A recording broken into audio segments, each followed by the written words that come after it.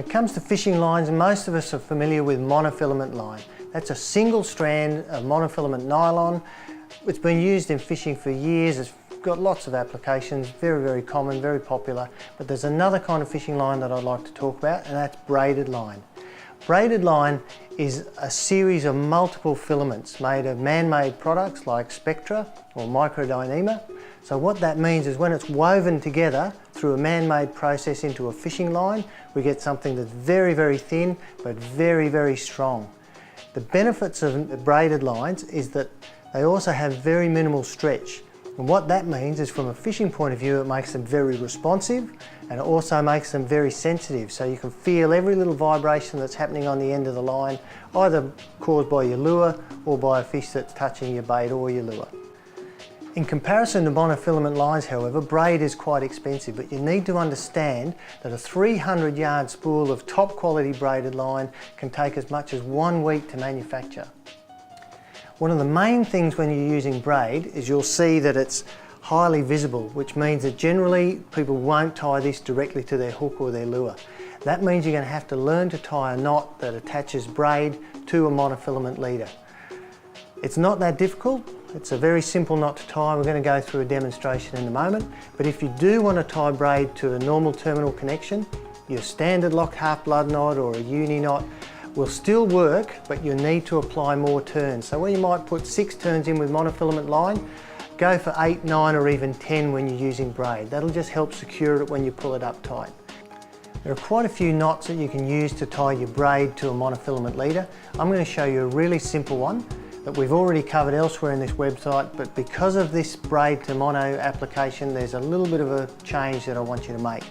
Basically, if we use this cord as our orange braid, and we're only using the thick stuff so it's easy for us to demonstrate, the white stuff will be our monofilament leader.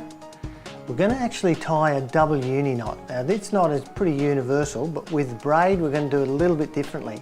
What I want you to do is double the length of your braid over, just to form a little loop like this.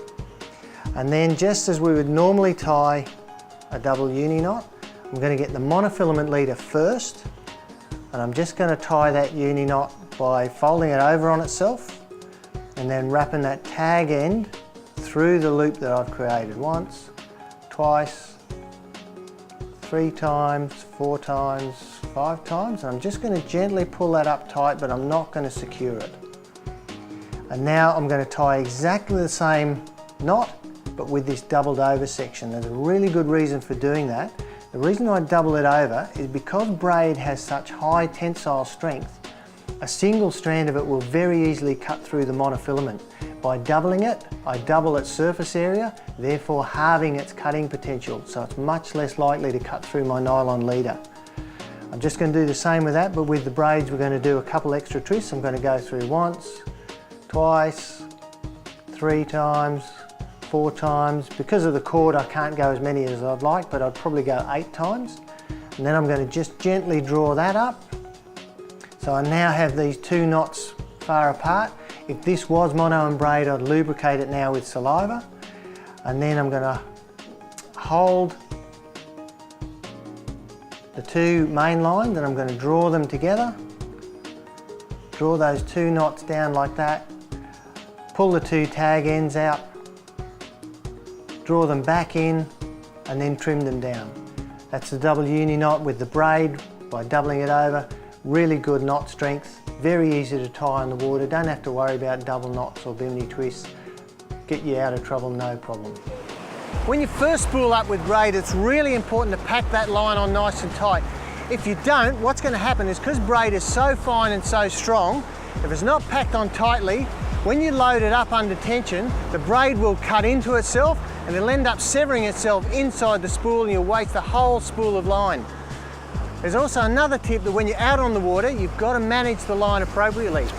And what we do there is, if I don't manage this line, if I just start winding it in, loose loops of line get wound onto the spool, and then next time I go to cast, multiple coils come off and you get a big bird's nest tangle. Easiest way to overcome that is, just as you first start to retrieve, hold out your index finger, just let the line brush against your index finger. That's going to put sufficient tension on it to prevent you from getting tangles. Really good way of just saving yourself all sorts of hassles on the water with braid. When it comes to choosing a braid, it's important firstly that you go for top quality. Always spend good money on good braid. Secondly, if you're not sure what sort of braid's going to suit what you need, go for one of the standard patterns, or in this case the original. You need to also understand though that some braids are specifically manufactured to suit certain circumstances. Generally braids float, but you can now buy sinking braids. Most braids don't stretch, but you can now buy braids that have a degree of stretch deliberately built into them. Or for a day like this where it's really windy, you've got braids that are deliberately designed to suit windy conditions. Most top quality woven braids are quite limp, which means they're going to loose and flop around. In windy conditions like this, it means that the line can fold over on itself, get caught around your guides, caught around the tip. The wind tamer has specifically been made so that in the manufacturing process it's a little more rigid and it resists that turning over or folding on itself.